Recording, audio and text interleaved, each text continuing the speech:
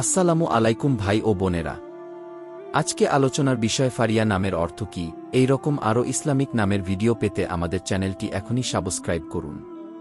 তিরমিজি হাদিসে বর্ণিত আছে যে রাসূলুল্লাহ সাল্লাল্লাহু আলাইহি ওয়াসাল্লাম এরশাদ করেছেন, শিশুর জন্মের ৭ম দিন নবজাতকের উত্তম ও সুন্দর অর্থবোধক নাম রাখার নির্দেশ রয়েছে।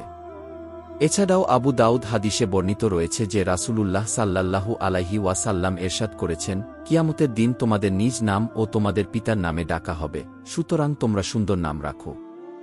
সুন্দর ও অর্থবহ নাম রাখার ব্যাপারে যেমন গুরুত্বারোপ রয়েছে, তেমনি কাফের, মুশরিক এবং কুখ্যাত পাপীদের নামানুসারে নাম রাখা হারাম।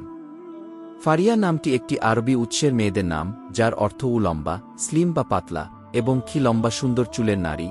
এটি একটি আকর্ষণীয় নাম যা একজন ব্যক্তির মর্যাদা ও সৌন্দর্যকে তুলে ধরে।